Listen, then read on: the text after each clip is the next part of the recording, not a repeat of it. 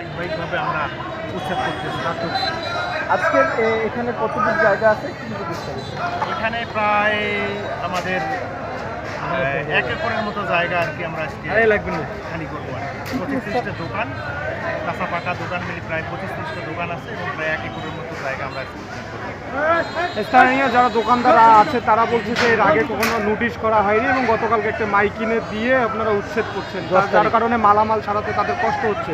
না আমরা রীতিমতো নোটিশ দিচ্ছি। 7ই জানুয়ারি আমরা নোটিশ দিচ্ছি। আর যেটা শুরুতেই বললাম আমি যে 30শে নভেম্বর বাংলাদেশের সকল মিডিয়ায়, পত্রিকায় গণবিজ্ঞপ্তি আকারে আমাদের গণবিজ্ঞপ্তি দেওয়া আছে যে 5ই ডিসেম্বরের মধ্যেই সবাইকে সকল নট অনলি এখানে সারা বাংলাদেশের রেলওয়ের জায়গায় যত অবৈধ স্থাপনা আছে সব স্থাপনা সরাই নেওয়ার জন্য এটা গণবিজ্ঞপ্তি জারি করা হয়েছে। আর এখানকার স্পেসিফিকভাবে এখানের জন্য আমরা আলাদা 7ই জানুয়ারি আমরা নোটিশ জারি করছি এবং মাইকিং করছি। এ পর্যন্ত 5 জানুয়ারির পর থেকে এই প্রজ্ঞাপনের পর থেকে কি পরিমাণ জায়গা উদ্ধার করতে পেরে? আমরা সম্প্রতি আপনারা জানেন যে আমরা তুর ভান্ডারে প্রায় ওখানে 3 একরের মতো জায়গা উদ্ধার করছি। এরপরে কাউনিয়াতে রিসেন্ট আমরা কাউনিয়াতে করলাম।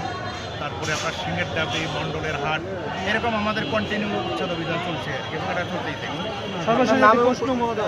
আমাদের একটা প্রশ্ন যে এইখানে যে ফলের দোকানগুলো বসে, আমরা রেল কর্তৃপক্ষকে এর আগেও দেখেছি তারা এসে উচ্ছেদ করে, কিন্তু অসাধু ব্যবসায়ীরা তারা এখানে এসে ব্যবসা করে এবং আবার রেল কর্তৃপক্ষ খরচ করে তাদের সরকারি টাকা খরচ করে উচ্ছেদ করছে, আবার তারা করছে।